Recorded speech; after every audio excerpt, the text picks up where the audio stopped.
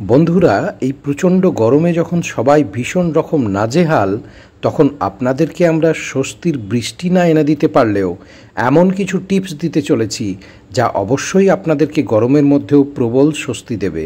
তাই ভিডিওটা স্কিপ না করে শুরু থেকে শেষ অবধি দেখতে থাকুন। টোটকা number 1, say no to tea and coffee. প্রথমেই বলবো, এই গরমে চা এবং কফি যতটা সম্ভব এড়িয়ে চলুন, কারণ এগুলো শরীরে ঘামের মাত্রা বাড়িয়ে তোলে এবং শরীর থেকে জল বের করে দেয়, ফলে শরীর ডিহাইড্রেটেড হয়ে যায়। Tips number 2, say no to animal protein. দুধ ছাড়া এই সময় সমস্ত অ্যানিম্যাল প্রোটিন খাওয়া কমিয়ে দিন, কারণ যত বেশি অ্যানিম্যাল প্রোটিন আপনি খাবেন, এবং তার সাথে সাথে বলবো ভাজা খাবার খাওয়া কমিয়ে দিন, কারণ এই ভাজা খাবার আর অ্যানিম্যাল প্রোটিন আপনার মূত্র উৎপাদনের পরিমাণ বাড়িয়ে দেবে এবং শরীর থেকে জল বের করে দিয়ে আপনাকে অনেক বেশি কষ্ট দেবে। টিপস নাম্বার 3, বাড়ি থেকে বের হওয়ার সময় জলের বোতলের মধ্যে পুদিনা পাতা এবং জিরে গুঁড়ো মিশিয়ে নিন। এতে আপনি সারাদিন যখনই অল্প অল্প করে এই জল পান করতে থাকবেন, এক ভীষণ শীতলতা অনুভব করবেন। আপনার যদি হৃদরোগ বা বৃক্কের রোগ না থাকে এবং আপনি যদি অফিসে বসে বা বাড়িতে বসে কাজ করেন, তাহলে অবশ্যই 3 লিটার জল পান করতে ভুলবেন না কিন্তু বন্ধু। আর যদি আপনি বাইরে খোলা আকাশের নিচে কাজ করেন, তাহলে অবশ্যই কিন্তু সারাদিনে 4 লিটার জল পান করতেই হবে।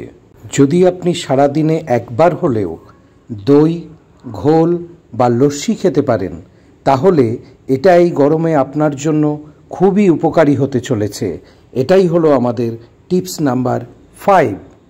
টিপস নাম্বার 6-এ বলবো, ডেলি ডায়েটে অবশ্যই তরমুজ, শশা, কাঁকুর, ফুটি এগুলো খান, এবং রোজ যদি আপনি 4টে করে কুমড়োর বীজ এবং 1 চামচ করে তিল খেতে পারেন, তাহলে কিন্তু এই গরমে আপনার সানস্ট্রোকের প্রবণতা অনেকটাই কমে যাবে, কারণ এগুলোর মধ্যে থাকে ভিটামিন ই, যা হিট স্ট্রোকের প্রবণতা কমায়।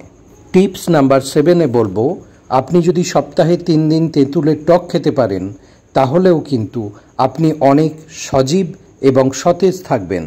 টিপস নাম্বার 8-এ বলবো, গরমের মধ্যে দাঁড়িয়ে বা বাইরে থেকে এসেই ঠান্ডা জল পান করবেন না। কিছুক্ষণ অপেক্ষা করে ঘাম একটু শুকোলে তবেই জল পান করুন। টিপস নাম্বার 9 হলো, বাইরের গরম থেকে এসেই এসিতে প্রবেশ করবেন না।